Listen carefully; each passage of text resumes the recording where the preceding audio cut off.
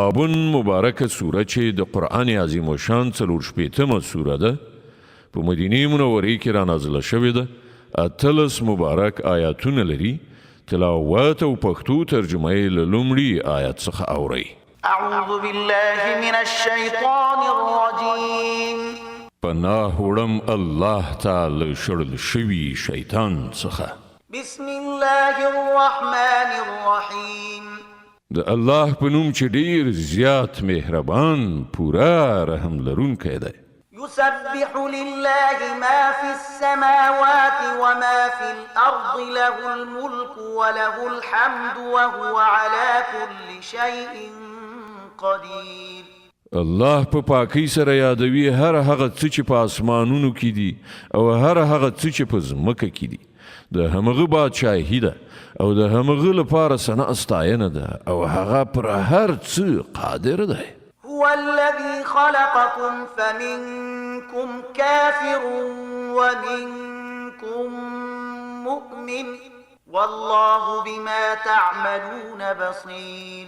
الله هغه ذات دی چې تاسو پیدا کړی بیا له تاسو نه څوک کافر دی او څوک مؤمن او الله ټول هغه څه ویني چې تاسو کوي.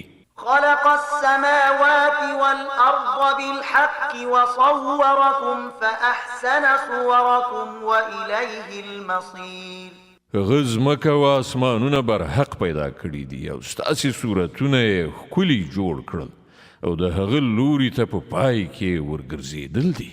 يعلم ما في السماوات والأرض ويعلم ما تسرون وما تعلنون والله عليم بذات الصدور. هغه د ځمکې او اسمانونو له هر شي نه خبر دی. څه چې تاسې پټوي او څه چې تاسې ښکاره کوئ ټول هغه ته معلوم دي او هغه ان د زړونو په حال پوهیږي.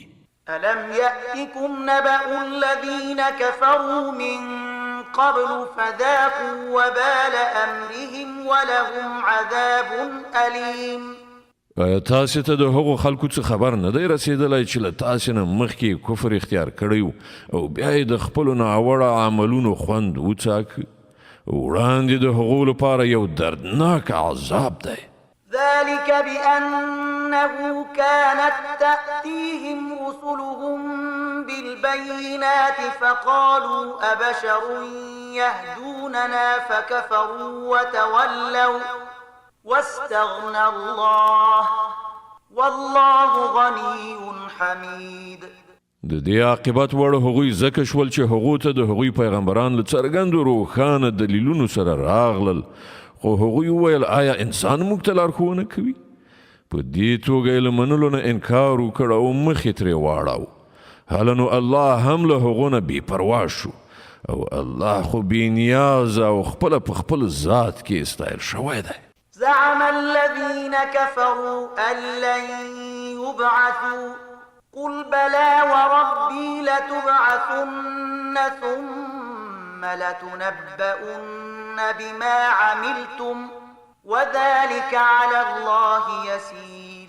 منکرانو له غټې دعوا سره ویلي دي چې هغوی به له مرګه وروسته هیڅکله بیا راپان نه څول شي. دوی ته ووایه نه زما په پروردګار قسم تاسې به ارومرو راپاڅول شئ بیا به ارومرو درته وښودله شي چې تاسې په دنیا کې څه کړي دي او دا کار د الله لپاره